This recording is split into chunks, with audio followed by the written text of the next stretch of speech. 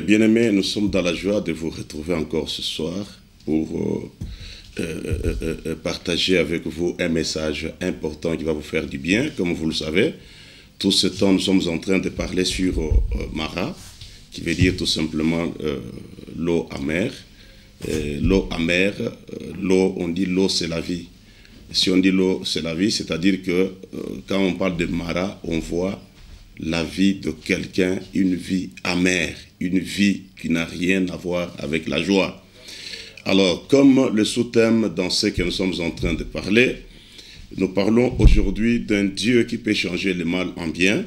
Sans plus tarder, nous allons tirer cela du livre de Genèse chapitre 50, le verset 20. Et là où vous êtes, prenez vos Bibles, vérifiez ensemble avec nous. Genèse chapitre 50, le verset 20. Mais avant de lire d'abord, nous allons prier. Yahweh, je prie pour tout ton peuple qui est devant l'écran maintenant pour partager la parole de vie, la parole qui vient de Dieu seul, comme la Bible dit. L'homme ne vivra pas de pain, mais de toute parole qui sort de la bouche de Dieu. Laisse que par cette parole que plusieurs rencontrent la délivrance, que plusieurs rencontrent la restauration au nom puissant de Jésus-Christ. Nous voulons maintenant, Seigneur, que toi tu enseignes le peuple, que ça ne soit pas moi, mais que ça soit toi qui enseignes le peuple. Merci Yahweh, je recommande tout un chacun qui suit ces messages maintenant, que le Saint-Esprit l'aide à comprendre ces messages et à le mettre en pratique pour la véritable restauration au nom de Jésus-Christ. Amen. Amen. Voilà, bien-aimés, on va nous lire rapidement. C'est Dieu qui peut changer le mal en bien. On va lire Genèse 50, le verset 20. Nous lisons la parole au nom du Seigneur.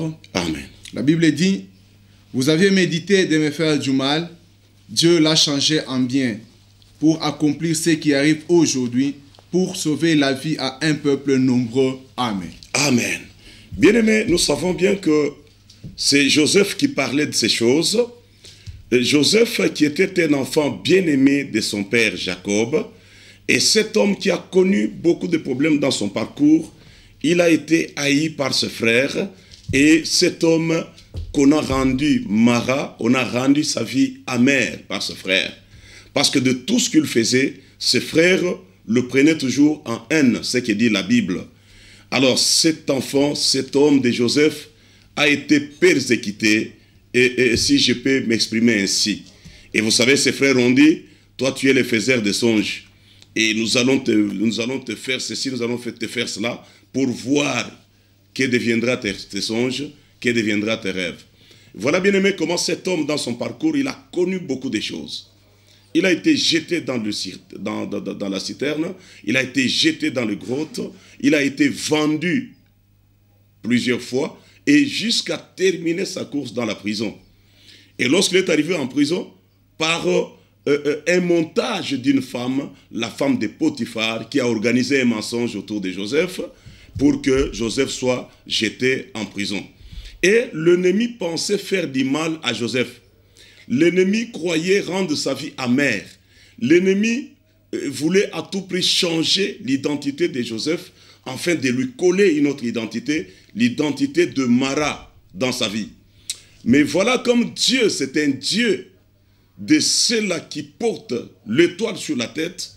Dieu a accompagné Joseph dans ce parcours jusqu'à arriver en prison. Et c'est dans cette prison-là où ce qui était en Joseph a éclaté. Bien-aimés, je voudrais vous dire ici qu'il ne faut jamais négliger ce que Dieu a mis en vous. Ne négligez jamais les dons de l'esprit, les dons que vous avez. L'apôtre Paul pouvait dire, il ne faut jamais négliger ce que vous avez reçu par imposition de main. Écoutez, bien-aimés, en toi là, il y a quelque chose de très important que tu es en train de négliger. Mais avec Joseph, il avait quelque chose, et lorsqu'il est arrivé en prison, c'est en prison où la chose a explosé. C'est en prison où cette chose est entré en activité dans la vie de Joseph. Et c'est ce qui lui a ouvert les portes pour aller à une autre dimension plus importante, plus grande que la dimension qu'il ne pouvait pas imaginer.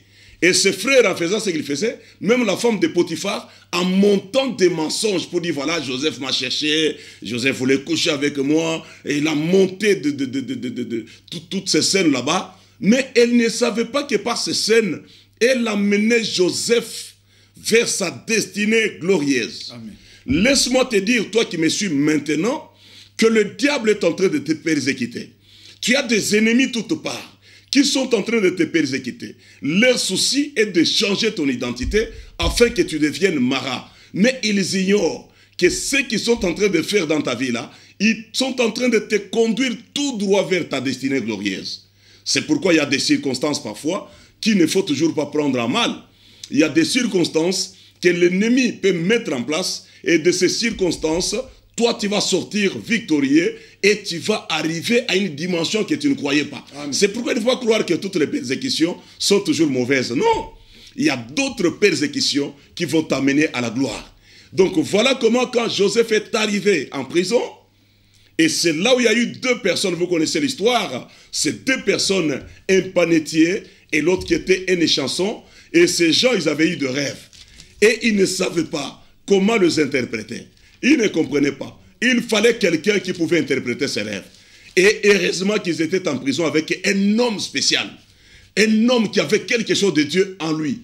Amen. Et dans cette prison, c'est là où Joseph, quand il a entendu ces deux personnes discuter autour de leur songe, Joseph s'est approché, il a posé la question. Et quand ils ont dit leur songe, Joseph a donné exactement l'interprétation de ces songes-là. Et après quelques jours, ces personnes ont vu la réalisation de l'interprétation des rêves de ce que Joseph avait dit, des songes. Alors, l'un d'eux a été élevé tel que Joseph l'avait dit. Et il est arrivé, il a été rétabli. Et quand il a été rétabli, et Dieu a amené encore d'autres songes à Pharaon. Et Pharaon ne pouvait jamais comprendre les songes qu'il avait faits. Et c'est alors que cet homme va se souvenir. Après avoir appelé des magiciens, après avoir appelé des sorciers, après avoir appelé des féticheurs, des occultistes qui pouvaient donner l'interprétation, et tous ces gens ont échoué. Et quand ils ont échoué, et cet homme qui était avec Joseph en prison s'est souvenu que j'étais en prison avec quelqu'un. Il en a soufflé aux oreilles de Pharaon. Il a dit, Pharaon, j'étais avec quelqu'un. Et cet homme est encore en prison jusqu'à présent. Mais cet homme est capable d'interpréter les rêves. Écoute bien aimé, c'est alors que les choses ont commencé dans la vie de Joseph. Amen. Joseph a été tiré de la prison. Et quand on l'a tiré de la prison, et directement il est arrivé en présence de Pharaon. Et quand il est arrivé, on lui présente le songe et Joseph va donner encore exactement, il donne exactement l'interprétation vraie de ce songe-là. Et en écoutant cela, Pharaon va dire, où trouverions-nous un homme comme celui-ci? Amen. Où pouvons-nous encore trouver un homme comme celui-ci? Un homme habité par l'Esprit de Dieu. Un homme habité par l'Esprit de Dieu. Et c'est comme ça que tout droit, Joseph a été amené dans le palais, donc à la primature, pour devenir premier ministre en Égypte. Et lorsque vous regardez le parcours de Joseph, le parcours était teinté de beaucoup de difficultés, beaucoup d'ambitions, beaucoup de combats et beaucoup d'adversité dans sa vie. Mais il lui-même ne savait pas là où Dieu l'a mené, là où ses adversités l'ont mené. Mais c'est quand il est arrivé à la primature qu'il a compris. Et voilà qu'un jour, ses frères vont venir en Égypte. C'est là où maintenant ils vont trouver un homme qui était persécuté, un homme qui était déjà mara, un homme qui n'avait plus encore les souvenirs, qui n'avait plus encore l'espérance de vie. Et on le trouve premier ministre. C'est dans cette circonstance où Joseph va dire à ses frères, il dit, écoutez, n'ayez pas de crainte. Vous avez voulu me faire du mal. Vous avez planifié le mal contre ma vie, mais Dieu a changé le mal en bien. Amen. Dieu a changé le mal en bien. Amen. Donc voilà la parole qui nous intéresse ce soir. Vous m'avez voulu du mal, mais Dieu l'a changé en bien. Amen. Alors voilà pourquoi nous parlons de ce Dieu qui peut changer le mal en bien. Je pense que quelqu'un a compris quelque part, là où nous avons tiré ce sous-thème. Et alors, nous sommes venus rassurer à une personne ce soir que quelle que soit la trajectoire dans laquelle tu es en train de passer présentement, tu ne crois plus encore à une nouvelle identité, tu ne penses plus encore récupérer même ton identité passée que tu avais, tu ne crois plus encore récupérer la gloire passée que tu as perdue autrefois, tu ne crois pas encore récupérer tout ce que tu as perdu dans ta vie, mais je suis venu te dire que nous avons un Dieu. Amen. Nous avons un Dieu Amen. capable de changer l'eau amère en l'eau douce, Amen. capable de changer la vie qui était sans espérance, pour donner encore de l'espérance à cette vie sans espérance. Nous avons un Dieu qui peut faire que là où tu as échoué, lorsque tu es avec lui, lorsque sa main est sur toi, lorsque son esprit est sur toi, ce Dieu-là va changer le plan, les complots, tout le projet satanique de tes ennemis qui veulent te nuire, il peut les changer en bien. Amen. J'ai dit à quelqu'un quelque part, je sais que tout autour de toi, tu n'as pas seulement des amis, tu as aussi des ennemis, tu as aussi des gens qui ne veulent pas de toi. Au moment où je te parle, ils sont dans leur laboratoire en train de comploter, d'élaborer des plans diaboliques contre ta vie. Mais je suis venu te dire que ne crains pas. Amen. Ne crains pas. Amen. Tu as un Dieu qui ne laissera jamais tes ennemis faire leur sale besogne dans ta vie. Amen. Un Dieu qui ne te laissera pas longtemps Mara. C'est pourquoi la semaine passée, nous avons parlé sur un thème, tu ne seras toujours pas Mara. Alors, voilà bien aimé, nous voulons ce soir entrer en profondeur pour comprendre certaines choses qui peuvent faire de toi Mara. Certaines choses qui peuvent amener le mal dans ta vie et tu te demandes comment toute cette situation est arrivée dans ma vie. Tu te poses la question, tu regardes à gauche, à droite, tu vois les autres prospérer, tu vois les autres aller de l'avant, les autres réussir dans la vie, mais quand tu regardes ta vie, tu trouves que dans ta vie, il y a un mal. Il y a le mal. Mais qu'est-ce qui peut faire ça? Il y a certaines choses que nous devons comprendre et savoir sur nos familles. À l'origine d'abord, nos familles. C'est ainsi que nous allons lire rapidement le livre d'Ézéchiel chapitre 16. Nous commençons à partir du verset 3 jusqu'au verset 5. On va nous lire et prenez vos Bibles, vérifions ensemble. Nous lisons la parole du Seigneur. Oui. La Bible dit, tu diras, ainsi parle le Seigneur l'Éternel à Jérusalem. Par ton origine et ta naissance, tu es du pays de Canaan. Oui. Ton père était un Amoréen et ta mère une Essienne.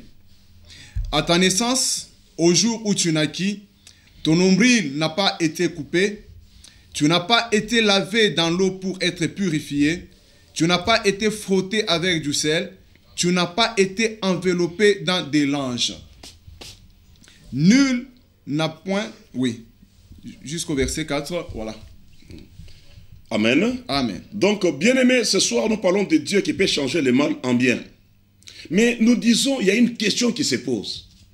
Comment ces mal-là sont arrivés dans votre vie? Comment ces mal-là sont arrivés dans votre vie? Lorsque vous regardez à gauche, il y a des gens qui réussissent. À droite, il y a d'autres qui réussissent. Mais lorsque vous regardez votre vie, vous échouez toujours. Et ça fait longtemps que vous échouez et vous êtes arrivé à une conclusion telle qu'il y a le mal dans votre vie. Il y a un mal dans votre vie. Et comment ce mal est arrivé? Ici, nous lisons la Bible dans Ézéchiel chapitre 6, qu'on vient de lire, le verset 3 jusqu'à 5. Ézéchiel 16, 3 à 5. La Bible dit ceci. Dieu s'adresse à une personne. Il dit, écoutez, à ton origine, à ta naissance, tu t'es retrouvé, tu es sorti de l'union de deux personnes, et ces deux personnes, c'est papa et maman. Le papa, il était Étienne, et maman qui était, donc maman qui était Étienne, et papa qui était amoréen.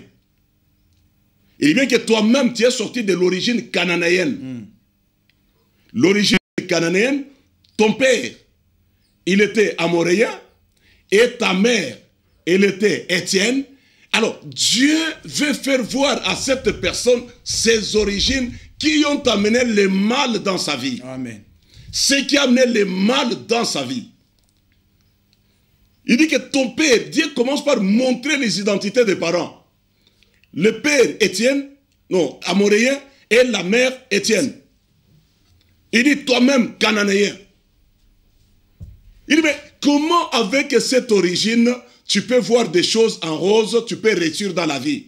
Tu ne peux pas réussir. Dieu voulait faire voir à cette personne que si tu ne réussis pas, si tu trouves qu'il y a un mal dans ta vie, si tu trouves que ta vie est ta mère, lorsque tu constates que sur la terre, c'est comme si tu es venu accompagner les autres, il y a des raisons. Ces raisons-là sont d'origine. Ça vient, ça remonte à tes origines. Ça remonte à tes racines. Tu es issu d'un couple, un couple qui a une origine maudite, une origine déjà floue, une origine porteuse de semences de la malédiction.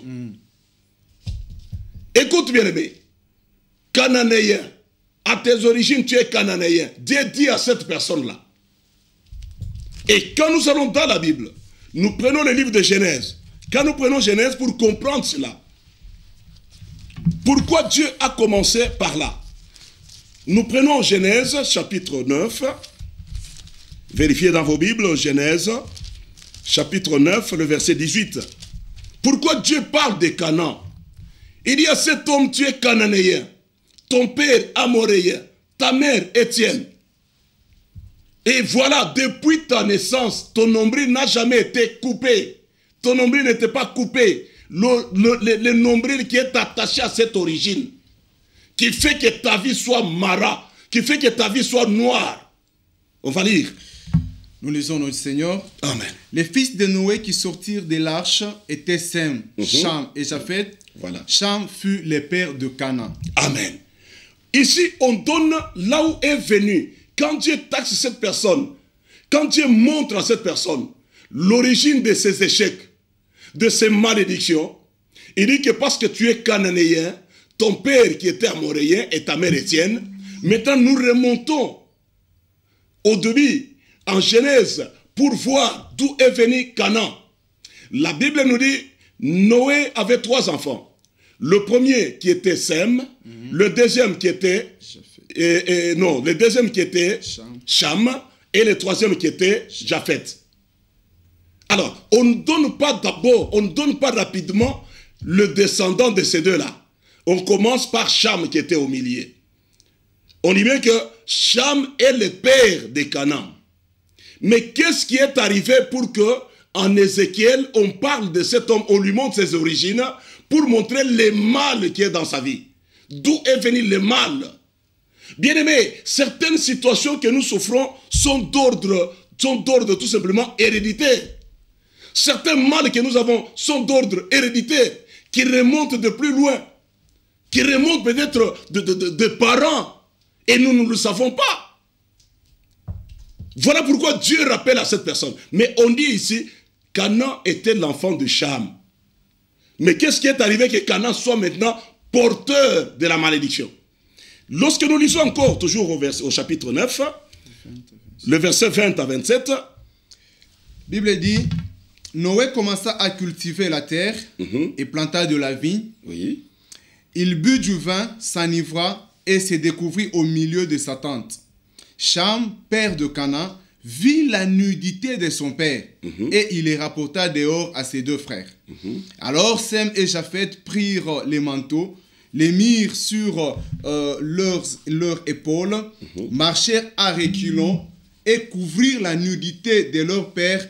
Comme leur visage était détourné, ils ne virent point la nudité de leur père. Ils ne virent point la nudité de leur père. C'est là où le problème commence. Et quand on avance maintenant à la fin, vous allez trouver que quand Noé s'est réveillé de son ivresse, la Bible dit, on lui a raconté l'histoire qui s'est passée. Que tu avais bu, tu t'es découvert devant les enfants, tu étais nu. Mais dans ta nudité, tu étais ivre. Mais l'un d'entre nous, là maintenant c'est les 2 qui racontaient à leur papa. Il dit, Cham a vu ta nudité et il est venu nous raconter. Il a vu ta nudité et il est venu nous raconter. Et nous, à notre tour, nous avons pris tout simplement quelque chose, un vêtement que nous avons mis sur les épaules et nous avons marché en reculant jusqu'à te couvrir ta nudité. Nous n'avons pas vu ta nudité. Écoute, c'est là où Noé se réveille et maudit. Au lieu de maudire Cham, il va maudire Canaan. l'enfant qui n'avait rien fait. Ce n'est pas Canaan qui avait vu la nudité de Noé. C'est son père Cham qui avait vu la nudité de son père. Et quand Noé se réveille, au lieu de maudire la personne qui a vu sa nudité, au lieu de maudire Cham, mais Noé maudit Canaan, qui était l'enfant de Cham. Voilà comment cet enfant va porter la malédiction qui ne l'était pas destinée, qui ne lui était pas destinée, mais qui devait aller vers son père. Mais l'enfant porte la malédiction de son père. La malédiction qui devait tomber sur son père va tomber sur Canaan. Ici, je ne voudrais pas entrer dans certaines discussions qui disent, non, écoutez, Canaan, c'est nous les Noirs, et Sem et les autres, c'est les Blancs et les Asiatiques. Je n'entre pas dans cette discussion-là. Parce que pour moi, dans les messages de la restauration, nous pensons que Dieu n'est pas injuste. C'est un Dieu qui aime tout le monde. Quelle que soit la différence de nos couleurs de peau, mais nous restons néanmoins les créatures de Dieu, des hommes créés à l'image de Dieu. Amen. Si tous nous sommes créés à l'image de Dieu, noirs, blancs, jaunes, rouges, donc tous nous sommes la même chose devant le Seigneur. Amen. Et si Dieu pouvait faire que nous soyons maudits parce que nous avons la peau noire, comme les autres le prétendent, ils disent que de par notre cheveux, de par nos nez, de par nos lèvres, oh voilà pourquoi ce sont ce sont de marques, le marque de la malédiction. Ça c'est faux et archi faux. Yes. Ce n'est pas vrai, bien-aimé. Alors ici nous parlons de toi qui es en train de me suivre maintenant. Nous voulons montrer quelque chose. Où est venu le mal? Il y a de mal parfois qui sont héréditaires. Il y a de mal, de souffrances que tu es en train de souffrir. Tu as d'autres souffrances. Tu es devenu Mara, ta vie est ta mère, pas parce que toi tu as péché. Peut-être que ce n'est pas toi qui as péché. Mais on remonte plus loin. Lorsqu'on remonte plus loin, on trouve que ton mal, ta souffrance, ta vie est ta mère, par rapport à ce que ton père ou ta mère avait fait dans la vie. Et cela se déverse sur toi. C'est pourquoi vous allez constater que Canaan, qui n'avait pas vu la nudité de Noé, c'est Cham, son père, qui avait vu la nudité de son père. Mais, le moment où il fallait maudire, on maudit l'enfant qui n'avait rien fait. Et la malédiction s'attache à Canaan. C'est comme ça que vous comprenez maintenant dans Ézéchiel chapitre 16, Dieu rappelle à cette personne et il dit, écoutez, si aujourd'hui tu es ce que tu es, si tu as tant de malédictions, les choses ne marchent pas dans ta vie, essaye de remonter vers ton père, vers ta mère, et regarde tes origines. Tes origines, tu es cananéen. Tu es cananéen. C'est-à-dire que tu es de la descendance de Canaan. Tu partages la même malédiction par alliance avec Canaan. Tu es dans la malédiction qui a été envoyée vers Canaan par rapport à quelque chose, c'est le nombril. Le nombril communique de père en fils ou bien de mère en fils. Le nombril communique, véhicule certaines malédictions de parents vers les enfants. Et cela peut rendre la vie des enfants amère. Ça peut rendre la vie des enfants amère. Bien aimé, c'est une réalité spirituelle. Même toi qui es en train de me suivre maintenant, parfois tu t'es posé des questions pour savoir pourquoi tu as étudié comme tout le monde, tu as tout fait comme tout le monde, tu as essayé plusieurs fois, mais les choses n'ont pas marché. Dieu montre l'origine et des deux, Dieu lui montre le nombril. Il dit, ton nombril, comme tu es venu de cette descendance maudite, tu es de cette origine maudite. Mais il fallait qu'on coupe ton nombril. Il fallait couper ton nombril pour te détacher de cette origine maudite. Pour te détacher de cette origine cananéenne d'une personne maudite. Moi, je peux dire aujourd'hui que Canaan a été maudit injustement. Il a été maudit injustement. Et cela arrive dans beaucoup de vies. Beaucoup de personnes qui voient leur vie être bloquée aujourd'hui, qui ne voient jamais la bénédiction dans leur vie, qui ne voient jamais la réussite dans leur vie, dans tous les domaines où ils se trouvent, tout simplement, ils n'ont pas eu le temps de remonter aux origines. Ils n'ont pas eu le temps de monter pour voir leurs origines. Aujourd'hui, ce soir, l'Éternel, par ce message, t'appelle à réfléchir, à méditer, à regarder les origines entre papa et maman, tu es porteur du sang de ces deux-là. Tu es porteur de sang de ces deux-là.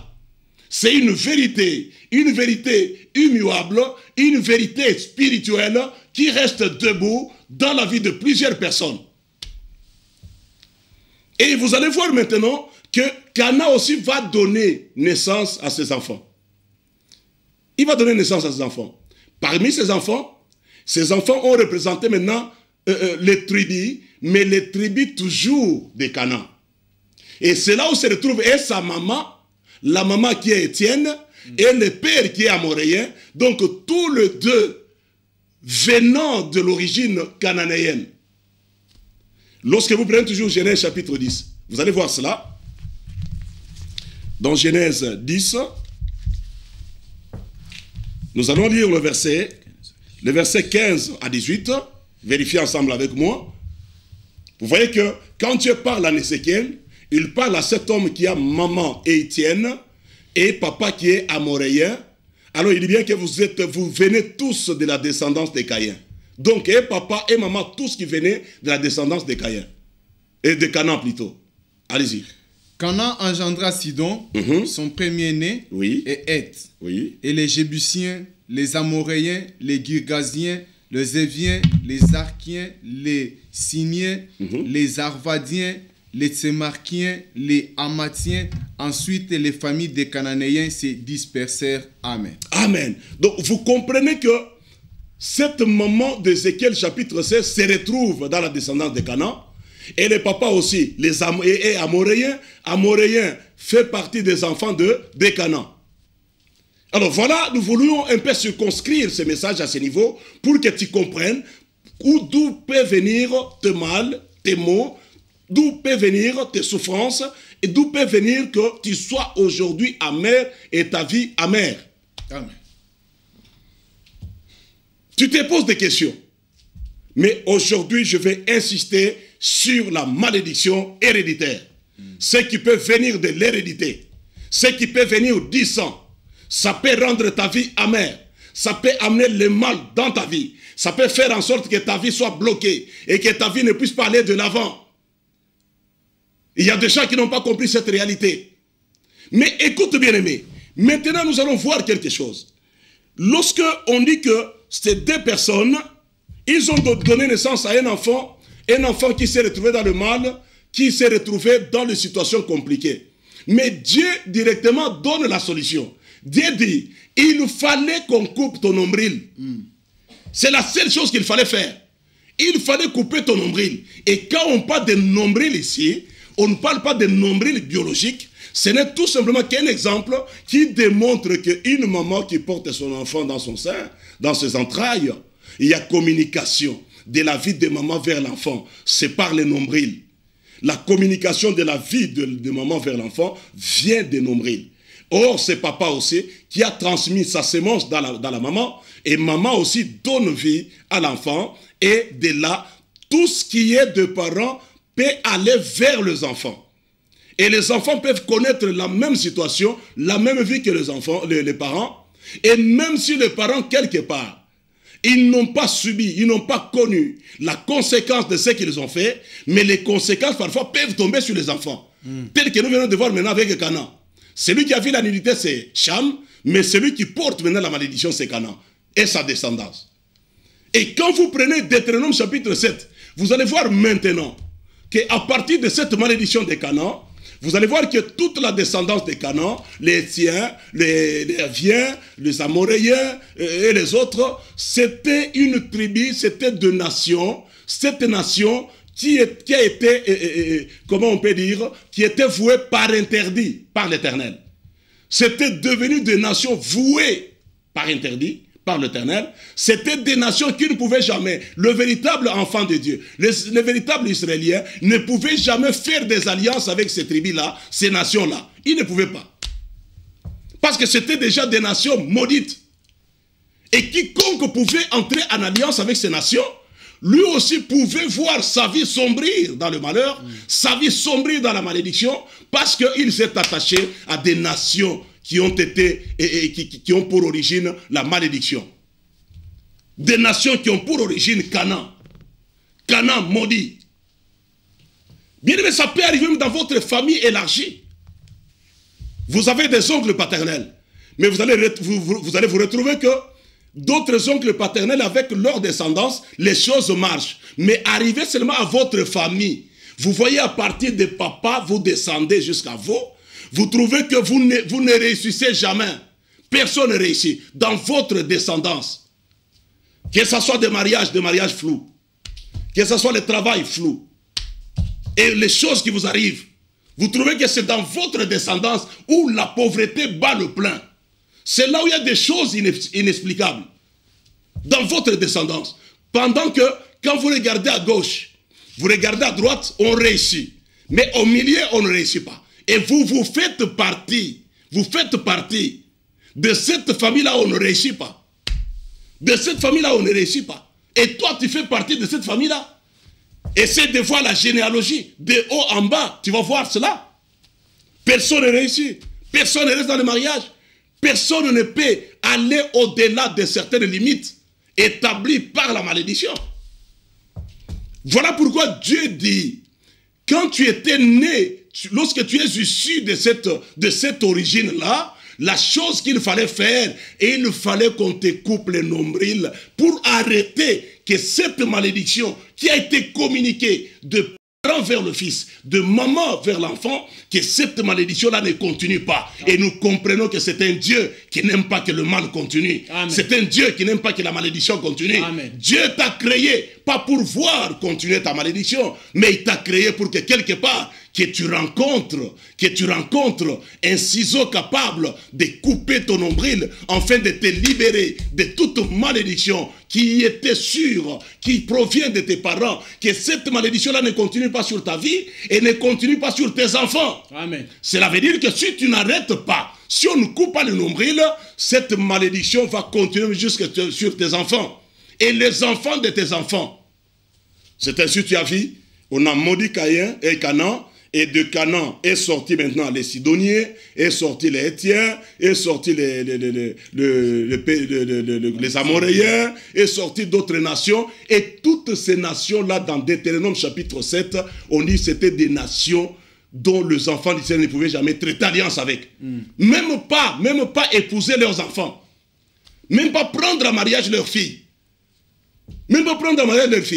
Ou même pas accepter que leur fils puisse prendre en mariage les enfants d'Israël. Donc des gens voués à l'interdit. Et c'est ça, c'est que toi tu es en train de vivre dans ta famille. C'est que tu es en train de vivre dans ta famille. Tu restes par cordon ombilical spirituel, par alliance, attaché au malheur de tes parents, attaché à des malédictions qui devaient tomber sur les parents, mais qui tombent sur toi. Ça arrive que parfois, celui qui a fait le mal, c'est le parent, c'est le papa, c'est la maman. Mais vous vous retrouvez, vous les enfants, en train de subir les conséquences de ce que les parents ont fait. Et vous êtes en train de subir les conséquences de ce que les parents ont fait. Pendant qu'ils étaient dans l'ignorance, pendant qu'ils ne connaissaient pas le Seigneur. Mais ce soir, je suis en train de dire, toi tu ne dois pas faire partie de cette malédiction héréditaire qui doit continuer, des choses que les parents ont faites, que toi tu n'as pas faites, mais tu te retrouves dans le mal. Tu te retrouves Mara aujourd'hui, ta vie est ta mère.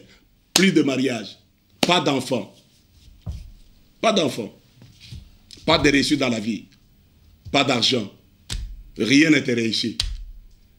Tu es victime innocente. Tu es tout simplement une victime innocente. Cana était une victime innocente. C'est la même chose avec toi, bien-aimé. Mais la solution que l'Éternel donne, c'est la véritable solution. Amen. Couper les nombrils. Amen. Couper les nombrils. Amen. Cela veut dire qu'il y a un travail qui doit être fait dans ta vie. Ce travail-là, c'était passer à une délivrance véritable, une prière véritable qui peut te couper avec tes origines. L'origine malheureuse, l'origine maudite, cette origine-là de mal. C'est possible, bien-aimé, qu'on prie pour toi et qu'on coupe ton nombril spirituel, qui te connecte aux malédictions des parents, qui te connecte aux échecs des parents, qui te connecte au blocage des parents, qui te connecte à l'amertume des parents. C'est possible, bien-aimé. C'est pour ça que la parole de Dieu est prochée. C'est pour ça que Jésus est annoncé. C'est à cause de cela, pour pouvoir arrêter, couper les nombrils qui t'est connecté au malheur des parents, qui t'est connecté aux échecs des parents. C'est possible. Amen. Que toi tu réussisses là où les parents ont échoué. Amen. Que toi tu fasses des exploits là où les parents, même tes grands-parents, n'ont pas osé. Mais toi tu vas le faire dans le Seigneur. Amen. Là où tu as dit Amen, bien-aimé. Je te dis, quand tu dis Amen, c'est que je dis va venir vers toi. Amen. Ce que j'ai dit va venir vers toi. Amen. Écoute, bien-aimé. Dieu dit, on n'a pas coupé ton nombril. Il faut qu'on coupe les nombrils. Tu te demandes là où tu es en train de me suivre, bien-aimé. Les nombrils spirituels, on peut les couper. C'est toi-même d'abord qui prends la véritable décision. Lorsque tu peux voir un homme de Dieu, tu dis, homme de Dieu, essaie un peu, qu'on parle un peu. Je suis venu pour qu'on partage. Et tu laisses l'homme de Dieu entrer dans ta vie. T'aider par des questions. C'est que nous appelons la cure d'âme. Curer ton âme. Pour savoir d'où viennent que toi tu ne réussis pas. Il y a des gens qui disent j'ai tout fait, mais rien ne me réussit. Non, tu peux dire que tu as tout fait, mais moi je te dis ce soir, tu as tout fait, mais tu n'as pas encore tout fait. Amen. Ce qui te reste, c'est cette étape ici dont je parle. Cette étape. Parler avec toi. Remonter à tes origines. Te permettre de comprendre tes origines. Comprendre l'origine de ton père, de ta mère. Ces origines sont des identités. Et ces identités peuvent être païennes ou identités chrétiennes. Mais ici, il s'agit des identités païennes, dont papa et maman, ils n'ont pas connu Dieu. Ce qu'ils ont fait dans la vie, ça peut amener la malédiction dans la vie des enfants. Et toi, l'enfant, peut-être, il y a des choses que tu connais et il y a des choses que tu ne connais pas. Mais qui font qu'aujourd'hui, lorsque tu vas étudier, toi, tu ne termines pas les études. Lorsque toi, tu cherches du travail, les autres peuvent attraper du travail sauf toi. Tout ce que toi tu tiens, là où toi tu mets la main, rien ne marche. Je te dis, bien-aimé, la bonne nouvelle est que Dieu est capable. Amen. Lorsque toi-même, par ta volonté, tu acceptes l'évangile, tu acceptes la parole de Dieu, tu regardes ta vie, tu vois que ton identité remonte de plus loin. Ta vie est ta mère. Tu es dans le mal, rien ne te réussit. Et lorsque tu te décides, tu dis, maintenant je dois chercher Dieu. Si j'ai tout essayé, mais je n'ai pas encore tout essayé. Amen. Il y a une chose qui me reste maintenant, c'est Dieu. Je dois m'attacher à ce Dieu. Et ce Dieu-là, c'est un Dieu où on te met là. On parle avec toi dans une cure d'âme claire et nette. Amen. Marche avec toi dans une cure d'âme claire et nette. La cure d'âme, c'est une conversation pour découvrir ce qui fait que ta vie est ta mère. Pour découvrir ce qui fait que ta vie, c'est une vie de misère, une vie de souffrance depuis que tu es dans ce monde des hommes. Et à partir de là maintenant, on va t'aider à couper les nombrils par de prières puissantes qui vont te permettre de te détacher de tes origines, des origines de tes parents qui ont transmis la malédiction dans votre vie. Bien-aimé, je voudrais te dire, lorsque vous regardez dans la Bible, nous allons lire rapidement, quand nous prenons le livre d'Ézéchiel toujours, le chapitre 18, le verset 1 à 3. Ézéchiel 18, 1 à 3. Parfois, on souffre, tu es innocent tel que tu es là. Ce que tu vis aujourd'hui, peut-être les parents n'ont pas eu le temps de te dire que ce que vous souffrez, c'est nous les parents. Voilà ce que nous avons fait dans notre vie. Les choses qui ont amené la malédiction dans votre vie, vous, nos enfants.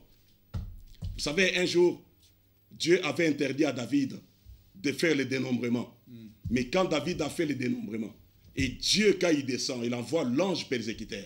Au lieu de tuer David, l'ange était descendu, il a commencé à amener des maladies dans les camps d'Israël. Il a amené des maladies, des persécutions, tuer des gens. Il a fallu que David pleure devant Dieu pour dire, Seigneur, c'est moi qui ai péché. Mais pourquoi tu vas tuer les innocents? Or, c'est moi qui ai péché. Mais pourquoi tu vas tuer les innocents? Ça arrive aussi comme ça. Les parents responsables, lorsque tu regardes dans leur vie, tu regardes la vie de tes enfants, tu trouves que les enfants ne réussissent pas à cause de ce que toi tu as fait dans la vie. Des choses que tu n'as jamais dénoncées, que tu n'as jamais dit aux enfants. Et les enfants aujourd'hui, ils sont en train de déambuler, ils vous souffrent. Mais je vous dis à la bonne nouvelle, Dieu, ce Dieu-là, il est capable de couper les nombrils qui attachent tes enfants à tes malédictions, qui attachent tes enfants à ce que toi tu as souffert. Dieu est capable de le faire. Écoute bien aimé. Dans Ézéchiel 18, le verset 1 à 3, on va lire. La parole de l'Éternel me fut adressée en ces mots. Oui. Pourquoi dites-vous ces proverbes dans les pays d'Israël? Les pères ont mangé le raisin vert. Le père a mangé des raisins verts. Et les dents des enfants en ont été agacées. Et c'est le dent des enfants qui sont agacés. Les pères ont mangé des raisins verts, mais c'est les dents des enfants qui sont agacés. Je suis vivant, dit le Seigneur. Je suis vivant, dit le Seigneur. L'Éternel. L'Éternel. Vous n'aurez plus lié de dire ces proverbes en Israël. Amen. Amen. Écoute bien, ça c'est la bonne nouvelle. Dieu dit, pourquoi il y a un proverbe dans votre famille? Ce proverbe est que le père a mangé des raisins verts, mais c'est les dents des enfants qui sont agacés. C'est ce qui est arrivé à Canaan. C'est lui qui a vu la nudité de Noé, c'est Cham. Mais c'est lui qui a maintenant la malédiction, c'est Canaan. Et il en souffre. Les pères ont mangé des raisins verts, mais c'est les dents des enfants qui sont agacés. Bien-aimé, regarde, je m'adresse d'abord aux parents. Le parent responsable remonte à l'origine. Remonte à l'origine. Regarde ce que toi tu as fait, même avant de connaître le Seigneur. Si aujourd'hui tu es dans le Seigneur, mais essaye de revenir en arrière. Essaye de voir. Si un travail n'a jamais été fait avec sérieux dans la vie de tes enfants, ils resteront collés, attachés aux malédictions de ce que toi tu as fait dans la vie. Les pères ont mangé des raisins verts, mais c'est les dents des enfants qui sont agacés. Nous, les parents, nous sommes là pour que, là où nous avons échoué, que nos enfants réussissent. Amen. Mais il y a un travail à faire. Ça ne doit pas se faire comme ça. Ça ne doit pas se faire. Ce n'est pas toi qui vas changer la vie de tes enfants. Je vais donner quelques exemples. Prenons par exemple, toi tu es parent, mais un jour les enfants sont dans la maison comme Cham. Ils t'ont trouvé nu. Et quand l'enfant te trouve nu, toi tu es parent, qu'est-ce que tu as fait après? Ton enfant t'a trouvé nu physiquement. Physiquement. Peut-être l'enfant voulait entrer dans la chambre, il te trouve tu es nu. Tu as dit seulement, non, tu es un enfant, voilà, tu es un enfant turbulent, pourquoi tu as fait ça? Non, ça ne s'arrête pas là. Il y a un travail à faire. Parce que le fait seulement de voir ta nudité, si tes enfants ont vu la nudité, volontairement, même involontairement, sache qu'il y a une malédiction qui est attachée à cela. Parce que tu es parent.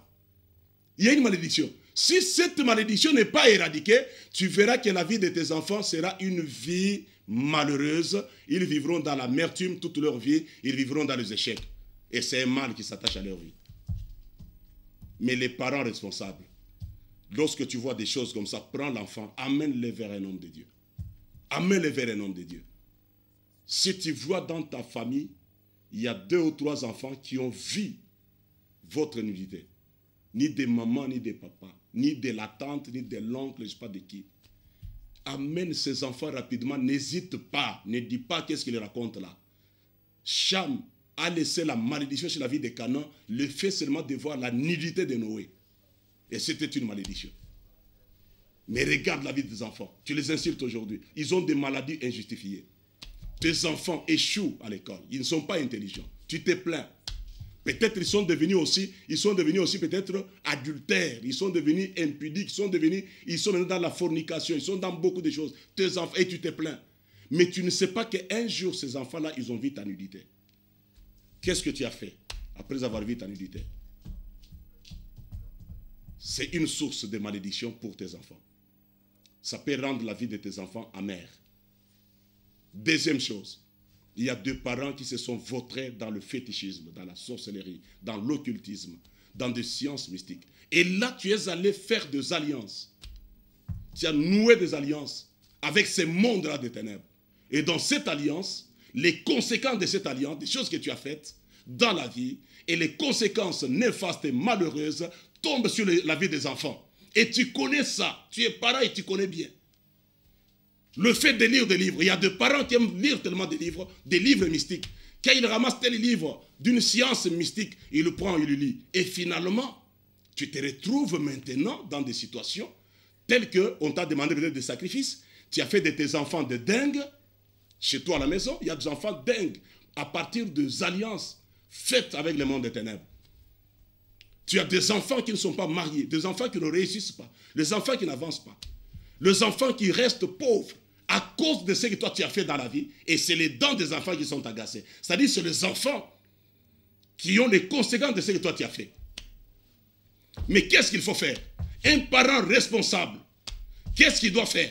Premièrement, toi-même, tu crois au Seigneur Jésus-Christ. Tu te répands, tu t'es converti, tu t'es confié à un homme de Dieu. Tu dévoiles toutes ces choses. Tu les dénonces. Si tu as ces livres-là, on les incinère. Et toi-même, tu donnes ta vie à Jésus. Et maintenant, tu prends aussi des enfants. Tu les amènes vers un homme de Dieu qui peut les aider. On prie pour ces enfants. On détruit. C'est ça le fait de couper les nombrils. On prie sur les enfants. On détruit toutes ces malédictions. On détruit les effets négatifs de ce que toi tu es allé faire dans la sorcellerie, dans la magie, dans le fétichisme. Et les enfants seront délivrés. Amen. Et tu vas voir que leur vie va changer. C'est quoi nous disons, tu ne resteras toujours pas mara. Amen. Si tes enfants étaient déjà marats à cause de ce que toi tu as fait dans les sciences occultes, tu as fait certaines choses. Il y a beaucoup de gens aujourd'hui, que ce soit en Europe, en Afrique, un peu partout, des gens qui subissent les conséquences de ce que leurs parents ont fait. Ils étaient peut-être en politique, ils ont fait des sacrifices, ils ont fait des choses bizarres, ils étaient peut-être pas en sport, ils étaient dans le commerce, dans les affaires, ils ont fait des histoires de fétiches, de magie, certaines choses qui font aujourd'hui que les enfants sont devenus tels qu'ils sont.